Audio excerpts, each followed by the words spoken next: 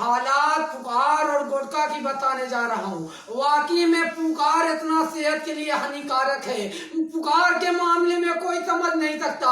एक तरफ तम्बाकू रगड़ के खाया जा रहा है और दूसरी तरफ पुकार खाया जा रहा है। जब तुम अपने कल्याण से देखते हो उसी से में तुमको एहसास होना चाहिए एक दौर था कि मैं कैसा था।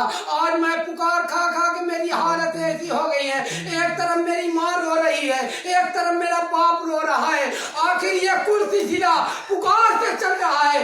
वाकई में पुकार सेहत के लिए बहुत हानिकारक फरमाया गया है। मेरे दोस्तों, मेरा दीदी गिरामी इतराम ये फरमाया गया है। बड़े बड़े डॉक्टर जवाब देते हैं कि वाकई में तुमको पुकार नहीं खाना चाहिए, न कमला पसंद खाना चाहिए, न रजनीगंधा खाना चाहिए, न गोवा खाना चाहिए, न तम्बाकू खाना चाहिए। एक तरफ निगाह उठा के देखो तो वही इंसान सिगरेट में गांजा भर के खींचता है। जब उसके घर और आना जाता है तो उसके बाप से फरमाया जाता है कि तुम्हारी औलाद तो आज गांजा खींच रही है। आज वाकई में उसी बाप की गर्दन झुक जाती है, बाकी औलाद को कुछ हया शर्म नहीं है।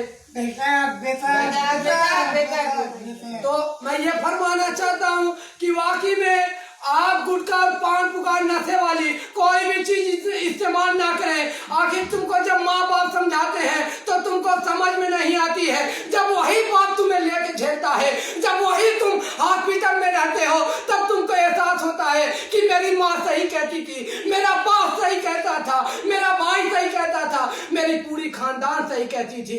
आज तुमको मजा आ गया गुटखा खाने में, आज तुम झेल रहे हो। सारा तुम्हारा घर मकान जमीन जायदाद बेची जा रही है, सारी चीज नीलामी करी जा रही है। तुम्हारा बाप जो उन वक्त समझाता था तुमको तो समझ में नहीं आती थी। अगर आज के दौर में, आज के माहौल में अगर जब से मोबाइल निकल गई है, अगर बीबी एक बार कह दे कि वाकई में तुम गुटखा खाना छोड़ दो तो ये गुटखा थूक देते हैं, बाकी जब माँ कहती है तो गुटखा नहीं थूकते हैं।